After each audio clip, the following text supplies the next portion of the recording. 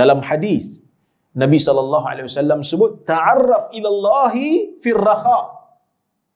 Ingat Allah waktu senang, ya'rifuka fi syiddah. Supaya Allah kenal kamu sewaktu susah. Hadis riwayat Tirmizi. Maksudnya kalau waktu senang kita tak ingat Allah, waktu susah Allah tak ingat kita ke? Allah tak kenal kita ke? Allah Ta'ala kenal lah. Tapi maksud hadis ni adalah, kalau waktu senang kita banyak ingat Allah, waktu susah kita minta pada Allah, lebih mudah untuk Allah Subhanahu wa Ta'ala kabulkan.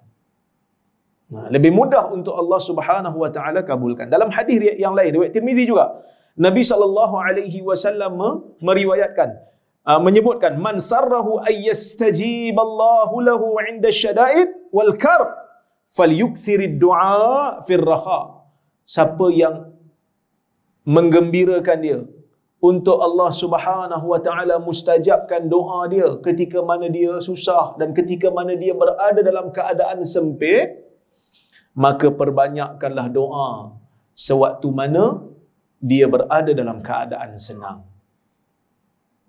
Sebab itu di antara perkara-perkara yang disyariatkan untuk kita berdoa waktu susah ialah tawassul dengan amal soleh.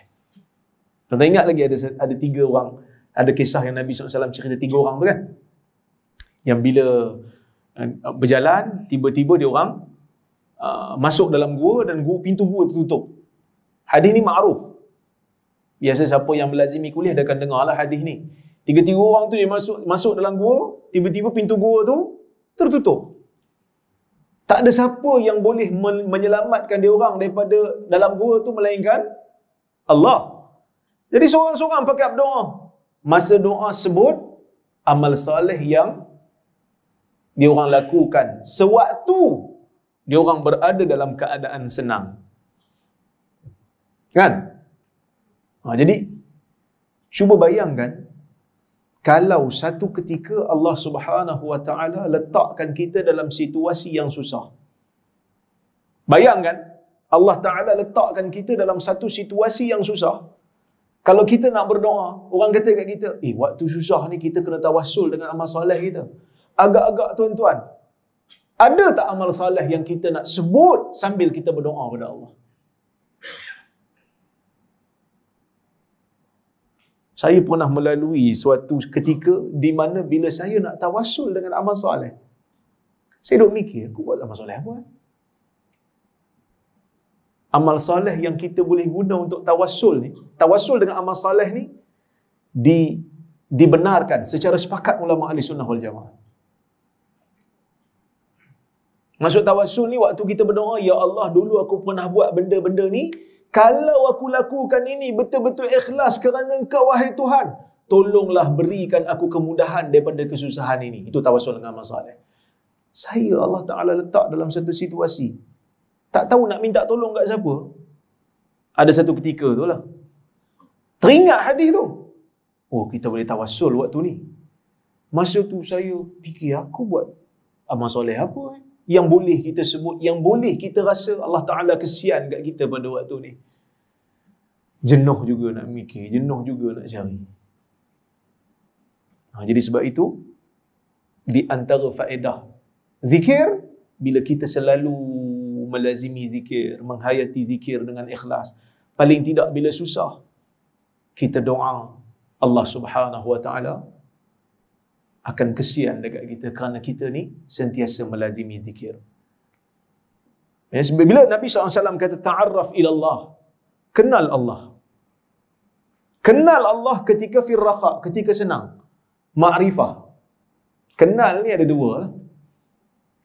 Satu, kenal Allah dengan mengenali sifat Allah, mengenali tauhid kepada Allah. Ini benda yang semua kita Muslim dan mukmin ni kongsi bersama. Tapi dia ada satu lagi ma'rifah yang upgrade sikit, yang tinggi sikit, iaitu mengenal Allah dengan menjaga batasan-batasan agama. Jaga hukum hakam, jaga adab-adab, mengamalkan perkara-perkara yang baik. Sebab itu ada sebahagian hukama, dia menyebutkan, dia kata apa? kenal Allah Subhanahu wa taala ini, ya, bukan dengan makna aku kenal sifat-sifat dia semata-mata. Tetapi kenal Allah dengan sebenar-benar kenal ni, yang lebih tinggi daripada tu, ialah istahyaitu minhu. Aku rasa malu kepada Allah Subhanahu wa taala, terutamanya bila aku nak buat benda-benda dosa. Yang itulah mengenal Allah dengan tahap yang tinggi. Malu kepada Allah kalau dalam satu hari itu tak ada zikir pada Allah Azza wa Jalla, tak ada buat benda-benda baik selain daripada apa yang Allah Ta'ala wajibkan. Buat benda wajib tu baguslah. Tapi bila dipikir balik, nikmat Allah Ta'ala bagi kat aku ni banyak, tapi aku tak ada pun lebih beribadat kat dia, buat benda-benda sunat tak ada. Kan? Kalau ada rasa malu tu, dan insya-Allah dia jadi motivasi untuk kita upgradekan ibadat kita. Kan, handphone pun upgrade. Kan, tuan-tuan pakai iPhone 14 sekarang kan? iPhone 14 ke berapa? Saya geng Samsung. 14? Samsung tak? Samsung ni mamat sengket lah kan? Handphone pun upgrade. Takkan ibadat tak upgrade? Kan? Takkan ilmu tak upgrade? Ilmu pun kena upgrade jugalah. Kan? Takkan kita nak dengar benda-benda yang sama je setiap masa, kena upgrade lah. Kuliah-kuliah yang kita hadiri pun kena upgrade lah juga. Daripada muda sampai tua asyik dengar kuliah yang ketawa je, kena dengar yang serius-serius sikit lah. Yang ketawa-ketawa ni biarlah budak-budak muda. Kan? Bagi dengar yang upgrade sikit. Sebab kita dah advance. Kan? Takkan nak dengar yang beginner lagi. Begitu. Ya, upgrade. Baik.